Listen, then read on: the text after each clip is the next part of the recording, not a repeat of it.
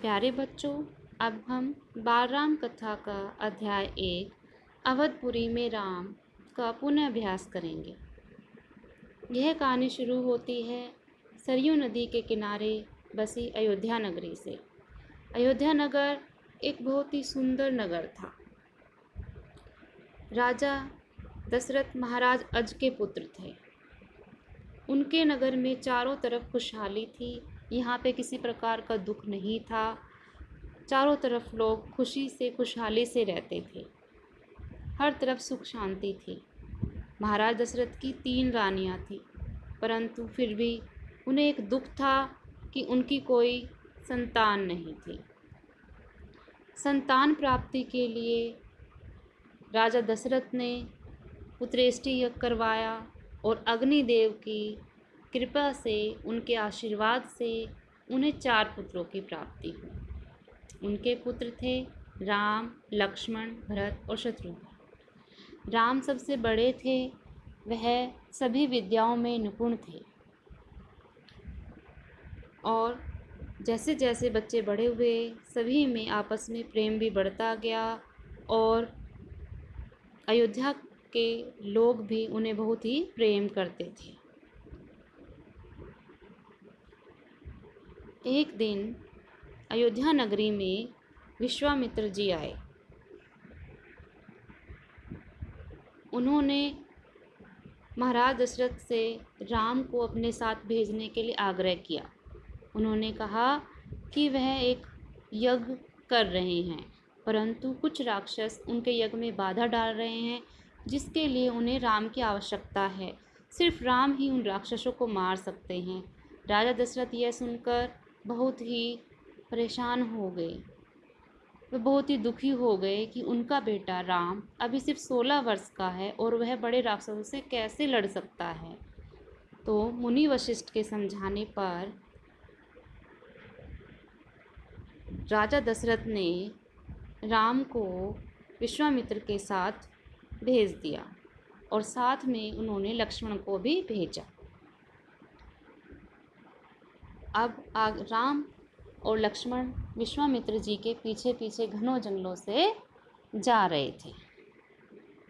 अब आगे है हमारा व्याकरण में भाषा, बोली, लिपि और व्याकरण। तो बच्चों, भाषा किसे कहते हैं? भाषा वह साधन होता है जिसके द्वारा हम अपने विचारों को बोलकर या लिखकर दूसरों के सामने प्रकट करते हैं। भाषा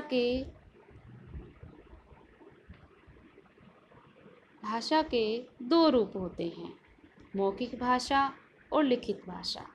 मौखिक भाषा वह होती है जिसमें हम अपने मन के भावों को, मन के विचारों को बोलकर या सुनकर दूसरों के सामने प्रकट करते हैं या दूसरों के विचारों को हम समझते हैं।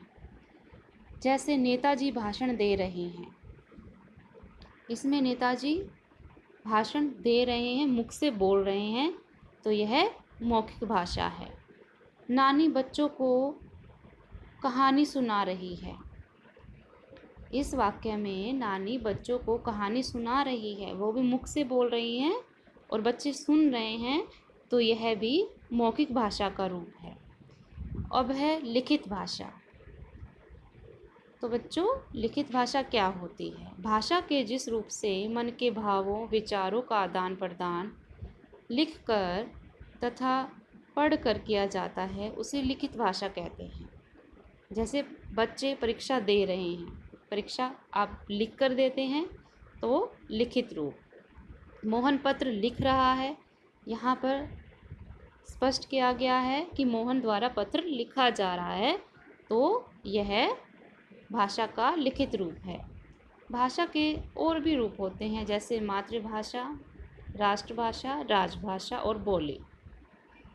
मातृभाषा क्या होती है? जिस भाषा को सीखते हुए शिशु पलता बढ़ता है, उसे मातृभाषा कहते हैं। इसके बाद है राष्ट्रभाषा। राष्ट्रभाषा होती है जिसे पूरा राष्ट्र जिस भाषा में बातचीत करता है, उसे राष्ट्रभाषा कहा जाता है। भारतीय संविधान में 22 भाषाओं को मान्यता प्राप्त है। अब है राजभाषा। राजकाज की भाषा या सरकारी कामकाज की भाषा राजभाषा कहलाती है। भारत की राजभाषा हिंदी है। तो भारत की राजभाषा कौन सी है? हिंदी है। 14 सितंबर 1949 को हिंदी को भारत की राजभाषा के रूप में स्वीकार किया गया था। तो बच्चों, भारत को राजभाषा के रूप में कब स्वीकार किया गया था? 14 सितंबर 1949 को। इसके बाद है बोली। सीमित क्षेत्र में स्थानीय व्यवहार में प्रयोग की जाने वाली भाषा बोली कहलाती है। बोलियों का कोई लिखित रूप नहीं होता। सरकारी कामकाज में बोलियों को मान्यता प्राप्त नहीं है, जैसे भोजपुरी, मारवाड़ी, हरियाणवी आदि। इन बोलियों को सरकारी कामकाज में नहीं लिया जाता। आगे है व्याकरण। व्याकरण वह शास्त्र होता है जिससे भाषा के शुद्ध रूप और उसके प्रयोग का ज्ञान प्राप्त होता है, उसे व्याकरण कहते हैं। आगे है लिपि। भाषा की ध्वनियों को जिन चिन्हों के द्वारा लिखा जाता है उसे लिपि कहते हैं। हिंदी की लिपि देवनागरी के नाम से जानी जाती है, इसे नागरी लिपि भी कहते हैं। यहाँ पर कुछ भाषाएं, उनकी लिपियाँ दी गई हैं। पंजाबी की लिपि है गुरुमुखी। अंग्रेजी कौन सी लिपि है? रोमन। उर्दू की लिपि है फारसी। हिंदी की लिपि देवनागरी।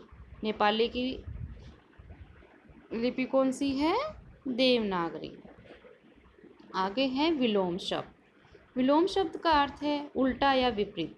किसी शब्द का उल्टा अर्थ बताने वाले शब्द विलोमार्थक शब्द कहलाते हैं, जैसे दिन, रात, आदि, अंत। ऐसे शब्द। आगे है पर्यायवाची शब्द। ऐसे शब्द जिनके अर्थ समान हों पर्यायवाची शब्द कहलाते हैं। जैसे जल के पर्यायवाची शब्द हैं नीर, पानी, सलील। और सूर्य के पर्यायवाची शब्द हैं दिनकर, रवि, भानु आदि। तो बच्चों, इस प्रकार से हमने अपने सभी पाठों की पुनरावृत्ति की है, इनका पुनः अभ्यास किया है। तो अब हम आगे इससे संबंधित बहुविकल्पीय प्रश्न उत्तर करेंगे। धन्यवाद।